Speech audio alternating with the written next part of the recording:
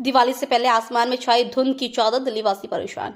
Delhi NCR समेत उत्तर भारत के कई इलाकों में जहरीली धुंध छाई हुई है। दिवाली से पहले ही पाकिस्तान से लेकर दिल्ली, पंजाब, हरियाणा और यूपी के आसमान में प्रदूषण छा चुका है। आमतौर पर दिवाली पर जलने वाले पटाखों को प्रदूषण बढ़ाने का प्रमुख कारण माना जाता है, लेकिन इस साल पहले ही AQI बेहद खराब स्तर पर पहुंच चुकी है। सफर ऐप से अनुसार दिल्ली में शाम करीब 6:30 बजे AQI 375 दर्ज किया गया, जो बेहद खराब मानी जाती है। दिल्ली में डेंगू का प्रकोप बेकाबू, बीते सप्ताह 499 मामले आए सामने। राजधानी में डेंगू का प्रकोप बेकाबू होता जा रहा है। इस माह के पहले 3 सप्ताह की तरह चौथे सप्ताह में भी डेंगू के मामले 500 के करीब सामने आए हैं। इस तरह इस माह में अब तक डेंगू के लगभग 2000 नए मामले सामने आ चुके हैं। यह आंकड़ा सितंबर माह की तुलना में लगभग 2 गुना है। इस साल अब तक डेंगू के करीब 3500 मामले प्रकाश में आ चुके हैं। 543 नहीं 750 सीटों पर होगा लोकसभा चुनाव 2019। माना जा रहा है कि 2029 कल अगला लोकसभा चुनाव परिसीमन के बाद 543 की बजाय लगभग 750 सीटों के लिए होगा, जिनमें नारी शक्ति वंदन अधिनियम के मुताबिक 1/3 सीटें महिलाओं के लिए आरक्षित होंगी। लोकसभा सीटों को बढ़ाने में सबसे ज्यादा पेच दक्षिण के राज्यों के विरोध का है। जनसंख्या वृद्धि दर पर सफलतापूर्वक अंकुश लगाने के कारण दक्षिण भारत के राज्यों में उत्तर भारत के राज्यों की तुलना में जनसंख्या की बढ़ोतरी कम हुई है। LG ने इंजीनियरों के खिलाफ ACB को अभियोजन की दी मंजूरी। सरकारी अस्पतालों में निर्माण कार्य से संबंधित भ्रष्टाचार के एक मामले में लोक निर्माण विभाग के 5 इंजीनियरों के खिलाफ जांच के लिए LG ने ACB को अभियोजन की मंजूरी दी। अस्पतालों से संबंधित कार्यों से जुड़े घोटालों से सरकारी खजाने को 200 करोड़ रुपए का नुकसान हुआ था।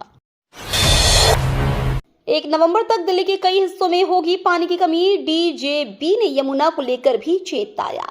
दिल्ली जल बोर्ड ने राष्ट्रीय राजधानी दिल्ली के कई हिस्सों में पानी की कमी को लेकर चेतावनी जारी की है। दिल्ली जल बोर्ड का कहना है कि इसका मुख्य कारण यमुना नदी में उच्च अमोनिया स्तर है। इससे पूर्वी, उत्तर पूर्वी और दक्षिणी दिल्ली के कई हिस्सों में और नई दिल्ली नगरपालिका परिषद के क्षेत्रों पर असर पड़ेगा। दिल्ली वक्फ बोर्ड के प्रेजेंटेशन पर JPC बैठक में जमकर बवाल। दिल्ली वक्फ बोर्ड की प्रेजेंटेशन के विरोध में कई विपक्षी सांसद सोमवार को वक्फ बिल को लेकर बुलाई गई ज्वाइंट पार्लियामेंट कमेटी की बैठक से बाहर चले गए। विपक्षी सांसदों ने दावा किया कि कमेटी के सामने पेश हुए दिल्ली वक्फ बोर्ड एडमिनिस्ट्रेशन ने दिल्ली सरकार की जानकारी के बिना प्रेजेंटेशन में बदलाव किए गए हैं। त्योहारी सीजन पर दिल्ली वासियों को राहत, 60 अतिरिक्त फेरे लाएगी मेट्रो। दिल्ली में त्योहारों के कारण मेट्रो स्टेशन पर भारी भीड़ देखी जा रही है, जिसको देखते हुए DMRC ने आज और कल 60 अतिरिक्त फेरे जोड़ने का फैसला किया है। वहीं वाहनों से होने वाले प्रदूषण को रोकने के लिए भी यह कदम उठाया गया है। पानी के बड़े बिल माफ कर दूंगा, चुनाव से पहले दिल्ली वालों को केजरीवाल का वादा।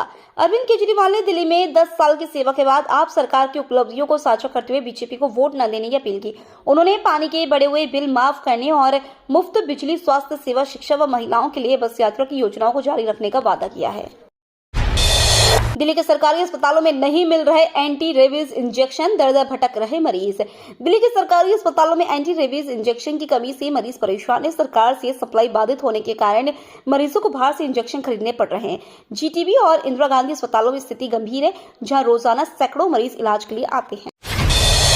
CM आतिशी ने प्रदूषण से जंग के लिए उतरेंगे 10,000 सिविल डिफेंस वॉलंटियर। राष्ट्रीय राजधानी में बढ़ते प्रदूषण और इस मसले को लेकर विपक्ष के लगातार हो रहे हमलों ने दिल्ली सरकार की चिंताएं बढ़ा दी है। अब दिल्ली सरकार ने बढ़ते वायु प्रदूषण से निपटने के लिए एक बड़ा कदम उठाने का फैसला किया है। दिल्ली सरकार प्रदूषण के खिलाफ लड़ाई के लिए जल्द विभिन्न एजेंसियों के साथ 10,000 सिविल डिफेंस वॉलंटियर को तैनात करने का फैसला लिया है। मुख्यमंत्री आतिशी ने सोमवार को यह ऐलान किया। 1 नवंबर से SBI बैंक के खाताधारकों के लिए 2 बड़ी खुशखबरी। भारत के सबसे बड़े सरकारी bank state bank of India ने अपने ग्राहकों के लिए 2 बड़े बदलाव की घोषणा की है। 1 नवंबर 2024 से लागू होने वाले ये नियम ग्राहकों को बेहतर बैंकिंग सुविधा प्रदान करेंगे।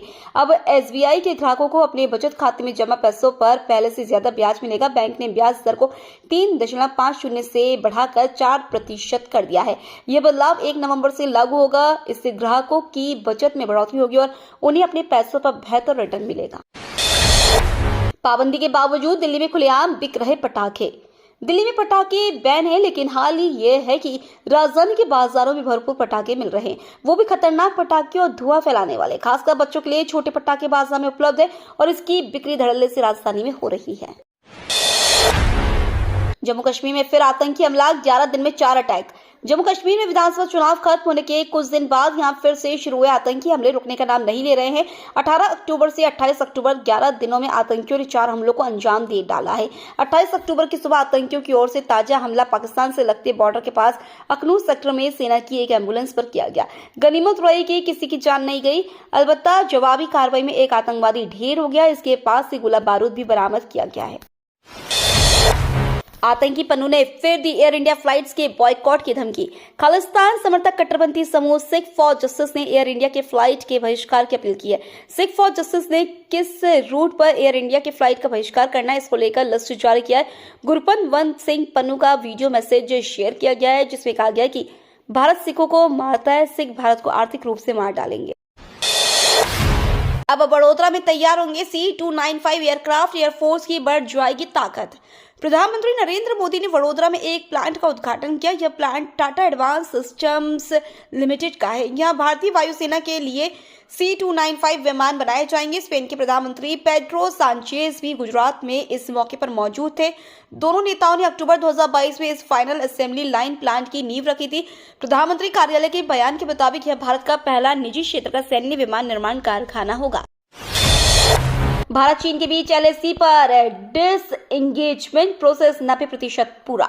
भारत ने 21 अक्टूबर 2024 को घोषणा की थी कि पूर्वी लद्दाख में वास्तविक नियंत्रण रेखा पर पेट्रोलिंग को लेकर 4 साल से अधिक समय से बने सैन्य गतिरोध को समाप्त करने के लिए चीन के साथ एक समझौते पर सहमति बनी है। भारत और चीन के बीच पूर्वी लद्दाख सेक्टर में LAC पर गतिरोध अप्रैल 2020 में तब शुरू हुआ जब पीपुल्स लिबरेशन आर्मी ने एक तरफा यथास्थिति में बदलाव की कोशिश की। महाराष्ट्र चुनाव के लिए बीजेपी की तीसरी लिस्ट जारी, 25 उम्मीदवारों के नाम का ऐलान। महाराष्ट्र विधानसभा चुनाव के लिए भारतीय जनता पार्टी ने 25 उम्मीदवारों की अपनी तीसरी लिस्ट जारी कर दी है। इस तरह बीजेपी ने अब तक कुल 140 उम्मीदवारों का ऐलान कर दिया है। उसने पहली लिस्ट में 99 और दूसरी लिस्ट में 22 उम्मीदवारों के नामों का ऐलान किया था। और बढ़ेगी भारत की सैन्य ताकत, 2 न्यूक्लियर सबमरीन पर तेजी से चल रहा है काम। भारत की सामरिक ताकत बढ़ाने के लिए न्यूक्लियर सबमरीन प्रोजेक्ट पर तेजी से काम चल रहा है। भारत के पास अभी 2 न्यूक्लियर सबमरीन है, INS अरिहंत और INS अरिघात। INS अरिघात को 2 महीने पहले ही स्ट्रेटेजिक कमांड फोर्स में शामिल किया गया है। जितने भी न्यूक्लियर वेपन है वे सब स्ट्रेटेजिक फोर्सेस कमांड के तहत आते हैं। केंद्र सरकार का बड़ा फैसला, 2025 में शुरू हो सकती है जनगणना। केंद्र सरकार 2025 में लंबे समय से प्रतीक्षित जनगणना अभ्यास शुरू करने जा रही है, जिसे 2026 तक पूरा करने का लक्ष्य है। ये जनगणना मूल रूप से 2021 में निर्धारित थी, लेकिन कोविड-19 महामारी के कारण इसमें देरी हुई। जनगणना पूरी होने के बाद बीजेपी के नेतृत्व वाली सरकार लोकसभा सीटों के परिसीमन अभ्यास की शुरुआत करने की योजना बना रही है, जिसे 2028 तक पूरा करने का लक्ष्य है। जियो, एयरटेल, वोडाफोन आइडिया और BSNL यूजर्स के लिए जरूरी खबर, 1 नवंबर से बदल रहे नियम। Telecom regulatory authority of India telecom नियमों में 1 नवंबर से बदलाव करने जा रही है। नए नियम का नाम मैसेज ट्रेसेबिलिटी है। इसकी मदद से कई यूजर्स को फेक मैसेज और फेक कॉल से छुटकारा मिल सकता है। ट्राई ने पहले ही कहा था कि टेलीमार्केटिंग मैसेज का एक स्टैंडर्ड फॉर्मेट होना चाहिए। इसमें यूजर्स आसानी से फेक और असली मैसेज की पहचान कर सकेगा। ऐसे में मोबाइल यूजर्स के लिए यह खुशखबरी है। MCD सदन की अगली मीटिंग में कराए जाएंगे दिल्ली मेयर चुनाव।